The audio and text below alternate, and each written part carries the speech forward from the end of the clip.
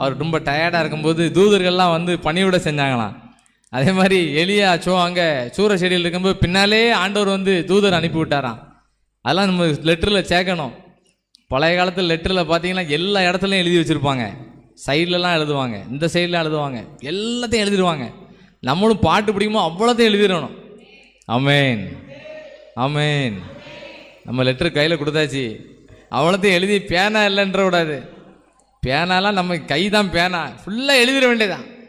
ஆமே ஆவியான எங்க கை தட்டாம பாடுங்க.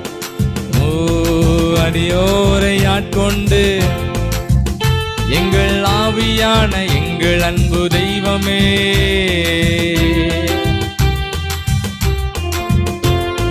சாவுக்கேதுவான எங்கள் சரீரங்களை உயிர் பெற செய்பவரே, சாவுக்கேதுவான சரீரங்களை ஃபில் பண்ணுங்க ஆண்டவரே, உடம்புல நல்லா ஃபில் பண்ணிருங்க.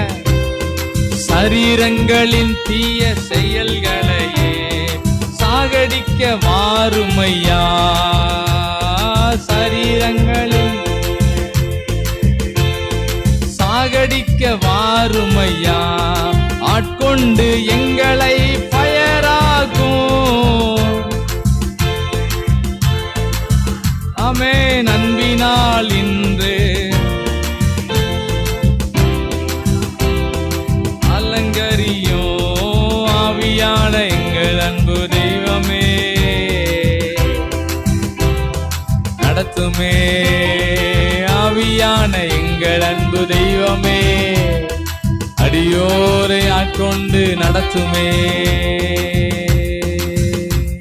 அப்படி முடிச்சா கடைசியில் எப்படி முடிக்கணும்? ஆச்சரியகிரியோடு முடிக்கணும்.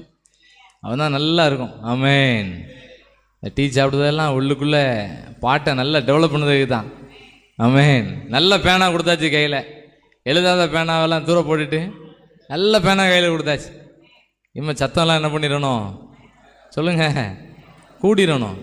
இப்போ சத்தங்கள்லாம் வந்துட்டுன்னு சொன்னால் லெட்டர் ரைட்டிங் க்ளீனாக நடக்கும். ஆமேன். டூ அட்ரஸ்லாம் பயப்பட வேண்டாம், ஆண்டவர் தானே கொண்டு வந்து தராரு. ஃப்ரம் அட்ரஸே எழுத வேண்டாம், எல்லாத்தையும் அவரே பார்த்துக்கிடுவார். அபிஷேகம் நம்ம வழி நடத்தும். நம்ம அபிஷேகத்துக்காக ஜெபிக்க போகிறோம். பாட்டு படிக்க ஸ்பீடில் ஒரு குறிப்புக்காக ஜெபம் பண்ணியாச்சு. எதுக்காக ஜெபம் பண்ணியிருக்கோம்னா, எங்களுக்கு என்ன அபிஷேகம் வேணும்? ஒரு ஸ்பெஷல் அபிஷேகம், விசேஷித்த அபிஷேகம் வேணும். அது இருந்ததுன்னா வீட்டில் இருக்க பிள்ளைகளெல்லாம் ஆண்டவர் உயர்த்திடுவாருன்னு போட்டிருக்கு. ஆமேன் ஆமேன் சொல்லுங்க. அது அந்த அளவுக்கு எல்லாத்தையும் ஒதுங்க, சீக்கிரம் ஒதுங்க வச்சிடணும், கடன்னு ஒதுங்க வச்சிடணும். இப்போ ஜெபம்